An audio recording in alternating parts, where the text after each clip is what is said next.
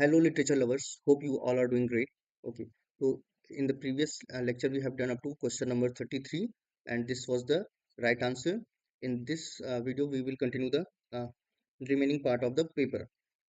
So, the first question of this session is John Bunyan's The Pilgrim Progress is an example of. देखो पूरा नाम Pilgrim Progress का क्या है? Pilgrim Progress from this world to from this world to that world which is to come. ठीक है, ये पूरा इसका टाइटल है। Okay, full title from this world to that which is to come. ओके, तो पिलिग्रिम प्रोग्रेस में आपका एक कैरेक्टर है क्रिश्चियन, जो कि इस वर्ल्ड से मतलब अर्थ से कहाँ जाएगा, हेवन में, या हेवन या पैराडाइज लॉस्ट कह लो, तो इसीलिए है from this world to the world which is to come. Okay, so इसका पूरा टाइटल है, ये 1678 में पब्लिश हुआ था। नाउ क्रिश्चियन नाम से ही लग रहा है कि ये पूरे क्रिश्चियनिटी को डिनोट कर रहा है। तो ऐसे वर्क्स बेटा जिसमें हम किसी आइडिया को या किसी मोरल वैल्यूज को हम एक प्रॉपर कैरेक्टर बना देते हैं, वैसे अगर हम कोई वर्क को देखते हैं तो उसको हम लोग एलेगरी कहते हैं। तो ये जो वर्क है वो आपका क्या है, एलोगोरिकल वर्क है। ठीक है, इसमें आपको क्रिश्चियन मिलेगा, फिर इसके बाद इसमें होप मिलेगा, इसमें डिस्पोंडेंसी मिलेगी, ठीक है, इसमें डिस्पेयर मिलेगा, इसमें अलग अलग तरीके के कैरेक्टर्स मिलेंगे जो कि लाइफ में आपको मिलते हैं। सैडनेस, सॉरो, पेन, सफरिंग, सभी तरीके की चीजें आपको मिलती हैं, तो वो सभी एक तरीके से कैरेक्टर बन जाते हैं इस पूरे वर्क में। अच्छा वर्क है, आप पढ़ के देखना। Okay, now this question is from linguistics. Match the following phonology, morphology, syntax and semantics. तो फोनोलॉजी, फोन मतलब होता है साउंड। ठीक है, तो स्टडी ऑफ एलिमेंट्री साउंड्स। ठीक है, तो ये फर्स्ट हो जाएगा जिसमें हम साउंड को डिस्कस करते हैं। मॉर्फोलॉजी इज फॉर मॉर्फिम, मतलब होता है वर्ड्स।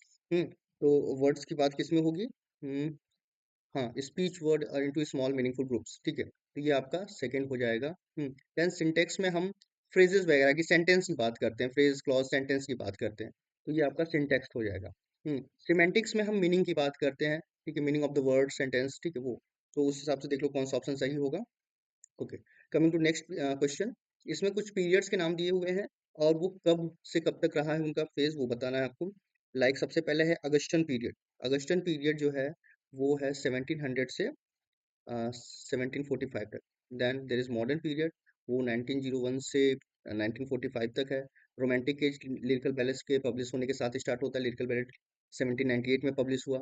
देन लास्ट में बचता है विक्टोरियन एज, जो कि आफ्टर रोमांटिक एज आता है। ठीक है, so this is the right answer. देख लो उसमें से कौन सा सही कॉम्बिनेशन। यहाँ पे कुछ असर्शंस और रीजंस दिए हुए हैं, उसके अकॉर्डिंग आपको बताना है कि क्या है ये। So, discourse analysis, developed in 1970, concerned itself with with the use of language in running discourse, continued over a number of sentences involving interaction of the speaker, writer and the auditor reader. Okay, तो discourse analysis क्या होता है कि हम language के through हम interact करते हैं, रीडर राइटर का इंटरेक्शन होता है, तो ठीक है, कोई बात नहीं। ठीक है, वो असर्शन में रीजन में क्या है, discourse analysis, the meaning of A discourse is dependent on the specific culture condition and circumstances. ठीक है, कि हाँ, डिस्कोर्स एनालिसिस जो होता है कल्चरल स्पेसिफिक कल्चरल कंडीशन और सर्कमस्टांसेस पे भी कह लो कि डिपेंड करता है, बट ये दोनों एक दूसरे से कोई रीजन और वो नहीं है, तो बोथ आर करेक्ट कह सकते हो है, लेकिन रीजन नहीं है। ठीक है, तो this will be the right. Okay, identify the group that has the odd one. ठीक है, तो एक ग्रुप दिया हुआ है कुछ चीजों का, उसमें से कोई एक ऑड वन है, उसको लिखना है। ओड, एलिजी, सोनेट, ये तीनों ही पोयम है। ठीक है, शॉर्ट स्टोरी, नॉवेल, नॉवेला, ये सभी फिक्शंस हैं। Good. Phonetics, phonemes, morphology, morphemes. ठीक है, ये भी कोई दिक्कत नहीं इसमें। Autobiography, biography, life writing and fiction. Okay, यहाँ पे देखो ये फिक्शन क्या है, कह लो इमेजिनेशन, रियलिटी नहीं होती है, वहीं पे ऑटोबायोग्राफी, बायोग्राफी और लाइफ राइटिंग ये तीनों रियल इंसिडेंट या इवेंट्स के ऊपर होते हैं, तो ये ऑड वन है। Okay, next, the word translation is derived from. तो ट्रांसलेशन वर्ड लैटिन वर्ड के ट्रांसलेटियो, ट्रांसलेटियो, ठीक है, इस वर्ड से डिराइव्ड हुआ है, जिसका मतलब होता है टू कैरी अक्रॉस कह लो। टू, ट्रांस मतलब होता है अक्रॉस। हम्म और इसका मतलब होता है टू कैरी। ओके, किसी चीज को इस साइड से उस साइड, मतलब ये ट्रांसलेशन का लैटिन वर्ड है, ट्रांसलेटिव से बना हुआ है। ओके, coming to next, कि the term translation study was put forward by, okay, so James Holmes करके एक पर्सन है, इन्होंने अपने एक पेपर में, इन दिस पेपर, ठीक है, जो कि पब्लिश हुआ 1972, पेपर का नाम है the name and nature of translation studies. ठीक है, इसमें इन्होंने सबसे पहले ये टर्म जो है कॉइन किया, क्या, ट्रांसलेशन स्टडीज। सबसे पहले ये टर्म कहाँ यूज हुआ है, तो इस एसे में, जो कि जेम्स हॉल्स ने 1972 में लिखा हुआ है या प्रेजेंट किया था। Okay, now poetry is what gets lost in translation, कि किसने कहा है कि पोएट्री अगर हम ट्रांसलेट करते हैं तो वो उसकी रियल जो मीनिंग है, या कह लो उसका जो रियल एक एसेंस है, वो खत्म हो जाता है। तो वो बात रॉबर्ट फ्रॉस्ट ने कही है। Coming to next question, comparative literature Indian dimension, ये वर्क किसने लिखा है? ठीक है, तो ये वर्क स्वप्ना मजुमदार ने 1987 में लिखा है। सबसे पहले कंपैरेटिव लिटरेचर का डिस्कशन इन्होंने ही इंडिया में किया था। कंपैरेटिव लिटरेचर मीन्स क्या होता है कि हम जब दो लिटरेचर को कंपेयर करते हैं, वो दो लिटरेचर जरूरी नहीं कि सिंगल लैंग्वेज से होंगे, ठीक है, या सिंगल कल्चर से बिलोंग करते होंगे, ठीक है। लाइक आप थॉमस हार्डी को मुंशी प्रेमचंद के साथ जब आप कंपेयर करते हो कि दोनों रूरल लाइफ पे लिखते हैं, दोनों ही काफी ट्रेजिक चीजों पे लिखते हैं, तो वो कंपैरेटिव लिटरेचर हो जाता है। ओके, तो ये 1987 में स्वप्ना मजुमदार ने लिखा है ये work. The essay the task of the translator is written by किसने लिखा है ये? The task of the translator, तो ये लिखा है वॉल्टर बेंजामिन ने 1921 में। ट्रांसलेशन स्टडीज भी आपको पढ़ना है, वो भी, उस पर भी जल्दी ही वीडियो आएगा। नेक्स्ट क्वेश्चन है कि हाइपर रियलिटी, ये कॉन्सेप्ट किसने दिया है? हाइपर रियलिटी क्या होता है कि ऐसी रियलिटी जो रियल नहीं होती है बट हमको लगता है कि वो रियल, लाइक आज के समय में जो रील्स हम देख रहे हैं, या जो व्लॉग्स हम देख रहे हैं, या जो वीडियोस हम देख रहे हैं, वो बहुत रियल लगते हैं but they are not real, like the lifes of celebrities. ठीक है, वो लगता है कि कितना काफी bright life they are living, very luxurious life they are living, but वो आप फिर देखते हो कि उन्हीं में से कोई सुसाइड कर रहा है, किसी की का डिवोर्स हो रहा है, तो वो कहीं ना कहीं एक हाइपर रियलिटी में जी रहे होते हैं, मतलब वो रियल नहीं है। तो ये वर्क जो है कि बौदियार का है। उनका एक वर्क है सिमल सिमलकरा एंड सिमुलेशन। हम्म ये उनका वर्क है, 1981 में आया हुआ है, जिसमें उन्होंने ये हाइपर रियलिटी का कॉन्सेप्ट दिया है। ठीक है, कि जहाँ पे हम इन एबिलिटी हमारी इनएबिलिटी दिखती है, मतलब हम एबल नहीं रहते हैं, हमारे कॉन्शियसनेस, हमारा माइंड जो है वो कह रहे कि अपनी इनएबिलिटी शो कर रहा होता है, किस चीज़ में, टू डिस्टिंग्विश, पहचानने में, किस चीज़ को पहचानने में, तो डिस्टिंग्विश बिटवीन रियलिटी एंड और from reality from simulation of reality, simulation of simulation of reality, मतलब ये जो एआई में कह लो जो होता है, या डीप इमेज होता है, तो वो हम रियल है कि रियल नहीं है, इसमें हम कहने के हमारा जो दिमाग है वो डिस्टिंग्विश नहीं कर पाता है। तो इसी चीज को हम कहते हैं कि हाइपर रियलिटी है। सिमुलेशन मतलब क्या होता है कि समथिंग जो कि रियल नहीं है लेकिन हमको रियल जैसा फील होता है। ठीक है, दैट इज सिमुलेशन। ठीक है, जैसे हम कोई पिक्चर वगैरह देखते हैं ना प्रोजेक्टर पे, तो वो सिमुलेशन का ही पार्ट होता है, सो उसको ही हम हाइपर रियलिटी कहते हैं। Now, for which book of the following books did V S Naipaul gets Booker Prize? Booker Prize किस बुक के लिए वी एस नाइपॉल को मिला हुआ है? तो वो है फ्री स्टेट। उनको ये 1971 में मिला हुआ है, और इसी साल ये बुक भी पब्लिश हुई थी। क्या है? In a free state. V S Naipaul को नोबेल प्राइज भी मिला हुआ है। हम्म और ये मिला हुआ है हाफ अ लाइफ। ठीक है, कमेंट करके बताओ ये कब मिला हुआ है। Coming to next question, in which of the following do animal speaks as human to demonstrate a useful truth? ठीक है, तो ऐसा क्या है जिसमें ऐसा कौन सी स्टोरी होती है, उसको क्या कहते हैं, जिसमें जो एनिमल्स होते हैं वो बोलते हैं ह्यूमंस की तरह, और वो कुछ सत्य या कुछ तो ज्ञान दे रहे होते हैं, जैसे पंचतंत्र की कहानियां हैं, या एलिस इन द वंडरलैंड है। ठीक है, तो वो ऐसे वर्क्स को हम लोग फेबल कहते हैं। ओके, जिसमें एनिमल्स भी बोल रहे होते हैं। कमिंग टू नेक्स्ट क्वेश्चन, यहाँ पे कुछ वर्क्स दिए हुए हैं और उनके राइटर्स के नाम दिए हुए हैं। like the death of the author, a room of one's own, course of general linguistics, what is an author, like death of the author ये लिखा है रोलैंड बार्थ ने 1967 में। a room of one's own written by Virginia Woolf, ठीक है, ये Virginia Woolf ने लिखा है, और ये लिखा है 1929 में। a course of general linguistics ये लिखा है फर्डिनेंड डी सोस्योर ने। हाँ, फर्डिनेंड डी सोस्योर ने लिखा हुआ है ये वर्क, और कोर्स ऑफ जनरल लिंग्विस्टिक 1916 में। ठीक है, व्हाट इज एन ऑथर ये लिखा है माइकल या मिशेल फुको ने 1969 में। ओके, सो उस हिसाब से देख लो कि कौन सा ऑप्शन सही हो रहा है। लाइक फर्स्ट का सी तीन में दिख रहा है, सेकंड का डी, फर्स्ट का सी, सेकंड का डी दो में दिख रहा है। थर्ड का थर्ड का ए, ये सी ऑप्शन सही है आपका। Coming to next question, poetry according to Plato is thrice removed from reality. Okay, Plato का एक वर्क है रिपब्लिक। ठीक है, उसमें उन्होंने आइडियल वर्ल्ड की बात की है।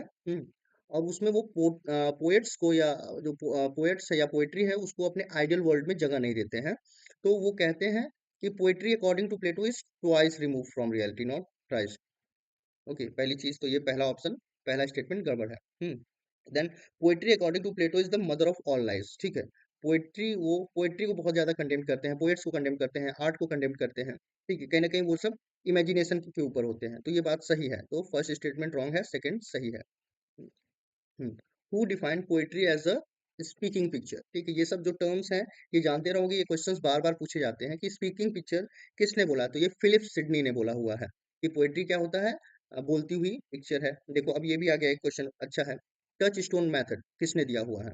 ठीक है, या किसने पायनियर किया है या किसने कॉइन किया है? तो ये कोई और नहीं, मैथ्यू आर्नोल्ड है। और अपना एक ऐसे लिखा है। ठीक है, उनके एक वर्क में, स्टडी ऑफ पोएट्री में भी इसका जिक्र है, स्टडी ऑफ पोएट्री। कहीं कहीं आपको ये भी मिलेगा और कहीं मिलेगा। उनका एक वर्क है, preface, preface to the volume of 1853 poems. ठीक है, ये पूरा प्रीफेस है और उसमें इन्होंने ये टच स्टोन मेथड दिया, जिसमें क्या होता है कि हम किसी पोएट्री को किसी ग्रेट राइटर के वर्क्स के साथ कंपेयर करते हैं। यहाँ पे कुछ दिया हुआ है कि गिवन बिलो क्या है, क्वेश्चन छूटा नहीं ना, हाँ ठीक है। The introduction of English in India was the benefit and consolidation of British power. अब ब्रिटिश पावर के कंसोलिडेशन के लिए, और यह है कि English caters to the school and economy aspirations of emerging middle class urban elites. ठीक है, तो बात दोनों सही है, दोनों एक दूसरे का एक्सप्लेनेशन नहीं है। ठीक है, कि इंग्लिश इंडिया में क्यों इंट्रोड्यूस किया गया था?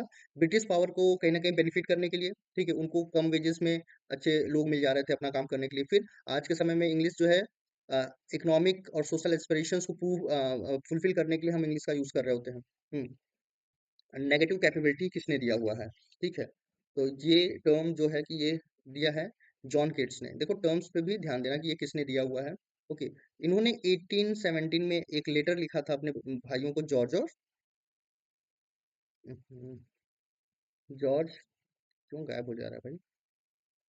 हम्म, जॉर्ज और टॉम को। ठीक है, ये दो उनके भाई हैं, जॉर्ज एंड टॉम।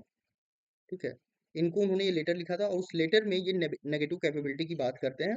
लाइक कि you become very uncertain about mysteries doubts while writing something. ठीक है, और उसको आप परेशान भी नहीं होते हो। लाइक कोई ऐसी वर्क लिख रहे हो जिसमें फेरी टेल्स या फेरीज हैं, एंजल्स हैं। ठीक है, तो वो रियलिटी में तो नहीं है, लेकिन लिखते वक्त या पढ़ते वक्त वो चीजें आपको कहीं ना कहीं डिस्टर्ब नहीं कर रही हैं। ठीक है, आप उससे डिस्टर्ब नहीं हो रहे हो, आप वहां पे दिमाग नहीं लगा रहे हो, तो उसी चीज को नेगेटिव कैपेबिलिटी कहते हैं। Okay, coming to next question, which of the following play was written in blank verse. ठीक है, कि कौन सा इसमें से वर्क जो है वो ब्लैंक वर्स में लिखा हुआ है।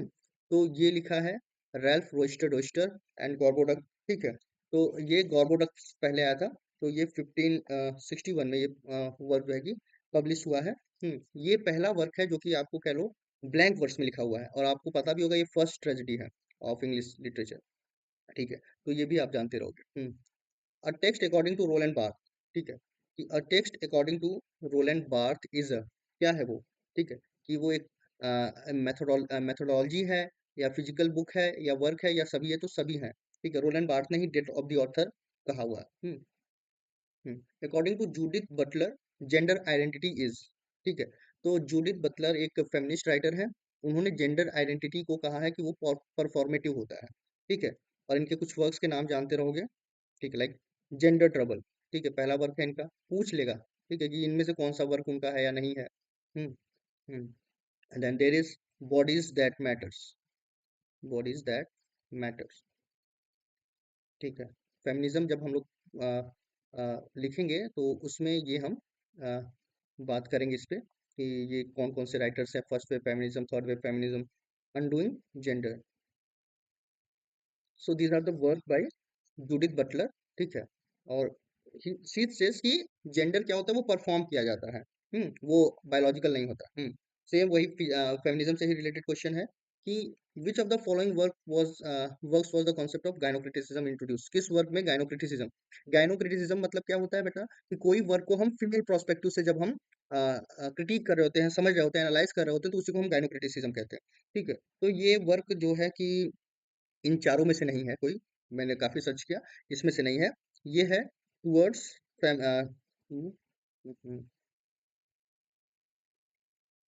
Towards towards a feminist poetics.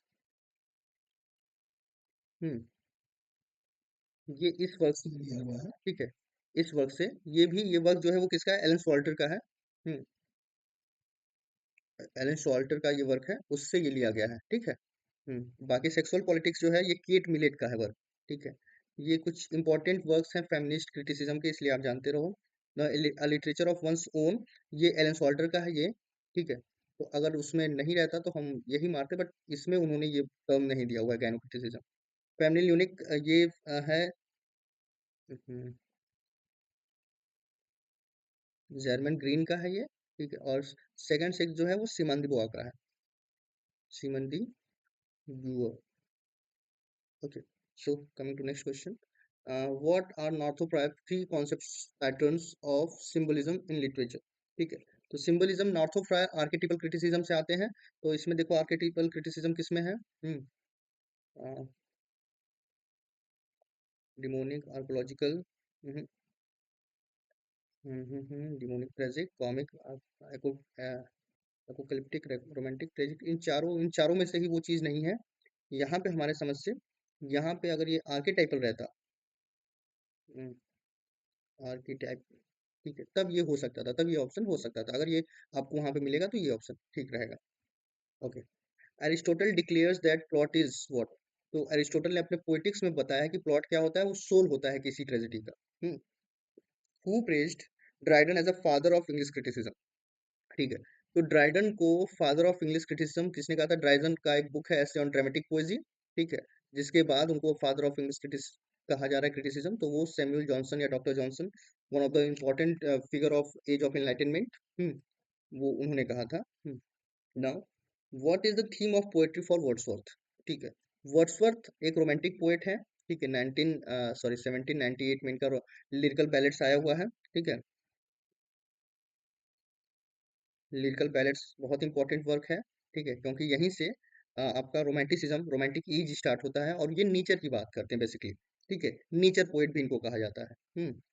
Now who से poetry is a primary auditory system of symbols, ठीक है। कि पहले तो वो बोला जाता है, तो ये एडवर्ड स्पेयर ने कहा हुआ है ये बात। कि पोएट्री क्या है, पहले पहले हम उसको सुनते हैं। नाउ नेक्स्ट क्वेश्चन, द ऐसे डेथ ऑफ द ऑथर, ये पहले भी आया हुआ है, ये किसने लिखा है, तो ये लिखा है आपका रोलैंड बार्थेस ने। अपने एक ऐसे में 1967 में वो ऐसे आया था, ठीक है, जिसमें वही होता है कि जो मीनिंग होता है टेक्स्ट का, वो ऑथर के इंटेंशन पे रिलाई नहीं करता है, डिटरमाइंड नहीं होता है, बल्कि वो रीडर के इंटरप्रिटेशन से मतलब रखता है। मतलब एज अ ऑथर आप क्या इंटेंड कर रहे हो, ऑथर्स इंटेंशन, ठीक है। एक ऑथर जो है वो स्टोरी लिख रहा है और उसमें कुछ बताने की कोशिश कर रहा है, that is not the meaning, ठीक है। मीनिंग कहाँ पे है, मीनिंग किसी टेक्स्ट में कहाँ पे आती है, ठीक है, बेसिकली यही क्वेश्चन है, ठीक है। तो वो रीडर कैसे उसको इंटरप्रेट कर रहा है। लाइक मैंने बोल दिया मछली जल की रानी है, जीवन उसका पानी है, बट एज अ इंटरप्रेटेटर मैं उसको समझ सकता हूँ कि वो एक सेफ वर्ल्ड में है, ठीक है। अब वहां से वो निकलेगी तो वो मर जाएगी, तो वो मेरा इंटरप्रिटेशन हो सकता है, ठीक है। तो रीडर की इंटरप्रिटेशन से किसी वर्क में मीनिंग आती है, ना कि ऑथर के इंटेंशन से। ऑथर क्या बताना चाह रहा है जरूरी नहीं कि वही रीडर समझना भी चाह रहा हो। ओके, तो ये इसीलिए उन्होंने डेथ ऑफ द ऑथर कहा, मतलब कि ऑथर मर जाता है वर्क लिखने के बाद। मतलब उसके इंटेंशन, उसके इंटरप्रिटेशन से कोई मतलब नहीं होता है। हर एक रीडर अलग अलग तरीके से उस वर्क को देखता है, उसका एक्सपीरियंस उसमें कहीं ना कहीं आ जाता है। तो न्यू क्रिटिक भी यही बात कहते हैं, ठीक है। तो ये वर्क आपका रोलैंड बार्थेस ने लिखा हुआ है। In which essay of T S Eliot the phrase dissociation of sensibility, देखो बार बार ये चीजें आएंगी कि ये किसने दिया है, ये किसने दिया हुआ है, ठीक है। तो डिसोसिएशन ऑफ सेंसिबिलिटी ये मेटाफिजिकल पोएट्स में उन्होंने 1921 में उनका एक ऐसे आया था, उसमें उन्होंने ये चीज दिया हुआ है, ठीक है। और इसमें इसमें क्या होता है कि हम इंटेलेक्चुअल और इमोशंस दोनों को सेपरेट करते हैं पोएट्री में। ओके, कहने का मतलब है डिसोसिएशन ऑफ सेंसिबिलिटी में कि जहाँ पे हम इंटेलेक्ट नहीं यूज करते हैं और हम केवल लिख रहे होते हैं इमोशंस में आके, ठीक है, वहां पे हमारा इंटेलेक्ट काम नहीं करता है, ठीक है। और जहाँ पे हम काम करने लगते हैं, हमारा दिमाग काम करने लगता है, जैसे हम आगे के राइटर्स, मॉडर्न राइटर्स आते हैं, वो राइम रिदम या इमोशंस की बात नहीं करते हैं, ठीक है। तो वही होता है डिसोसिएशन ऑफ सेंसिबिलिटी। कि आप अपने सेंसिबिलिटी से, इमोशन से दूर होकर लिखते हो कोई चीज, that is dissociation of sensibility. Jnanpith award किसको मिला है? तो ये 21-22 में ये मिला था दामोदर माजू को, ठीक है। और अपने आउटस्टैंडिंग कंट्रीब्यूशन के लिए ये जो ज्ञानपीठ अवार्ड है, ये वन ऑफ द ओल्डेस्ट और हाईएस्ट कह लो, ओल्डेस्ट एंड हाईएस्ट, हाईएस्ट क्या है, इंडियन लिटरेरी अवार्ड है, ठीक है, इंडियन लिटरेरी। अगर ये किसी को मिल रहा है मतलब कि वो इंडिया में सबसे हाईएस्ट अवार्ड मिल रहा है उसको लिटरेचर के फील्ड में, ठीक है। तो इंडियन लिटरेरी अवार्ड है, ओल्डेस्ट, ठीक है। और ये मतलब अपने आउटस्टैंडिंग कंट्रीब्यूशन के लिए दिया जाता है लिटरेचर में, ठीक है। ये तो 2022-23 का है, 22 का है। 23-24 का जो अवार्ड है जिसको 58th कहते हैं, वो दो लोगों को मिला हुआ है, ठीक है। एक है रामभाचार, ठीक है, और दूसरे गुलजार, ठीक है। इन दोनों लोगों का नाम याद रखना आप। So thank you for today. ये आज का था। हम नेक्स्ट सैटरडे को एक नए टेस्ट सीरीज के साथ मिलते हैं आप लोगों से। Thank you everyone.